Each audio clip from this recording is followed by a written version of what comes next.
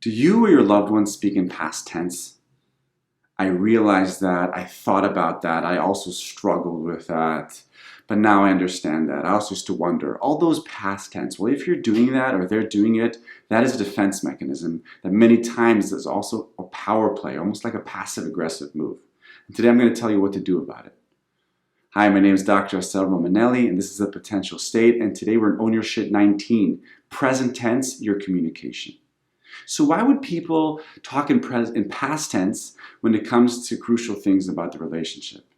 What do they gain? Well, when I'm saying I realized that, or I was thinking about that, and now I understand that, when I'm on one hand opening up, I'm reflective, I'm showing that I'm regulated, that I'm aware, but what I'm doing, I'm one up, I'm protected. I call this being 360. I realized I thought about it then, and now I understand. It's a kind of a one-up. It's a power move where I become one-up. I know I'm more aware, more mature than you are because I already thought about this. I'm coming prepared. You can't surprise me. It's safe. It's pseudo-vulnerable, but I'm not really vulnerable. That's why many times we speak in past tense. But we lose when we do that, when everything is past tense, everything I already realized and I thought about it and I was aware of that. It keeps me arrogant. Makes the other people feel like there's nothing they can contribute. Because if I already realize it, so what could they possibly give me?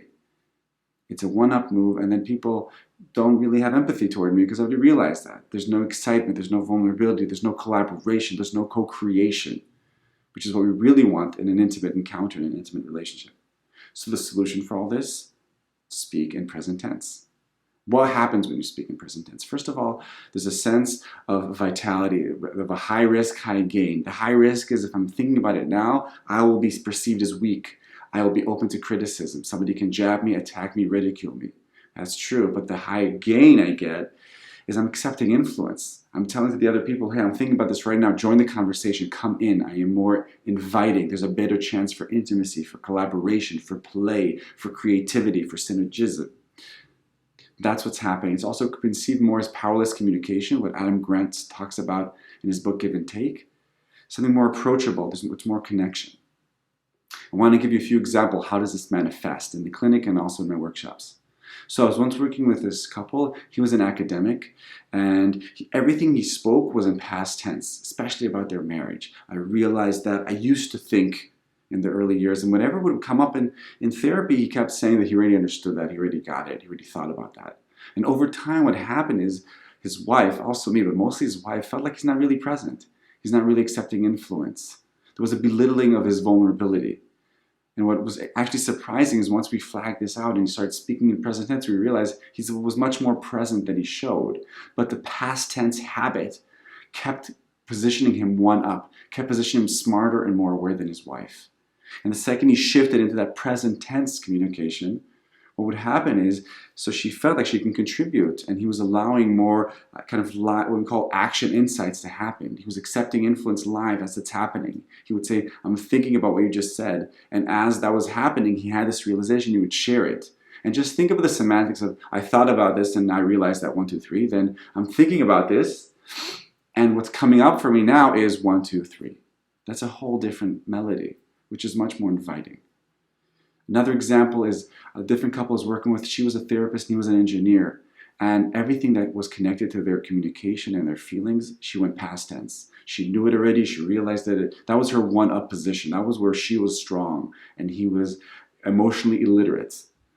But the past tense of her position kept locking him down as not aware, as not understanding. So on one hand, it justified her sense of power, but it locked them in a communication and a dance that did not let them move ahead and co-create and grow together. And the last example is from workshops.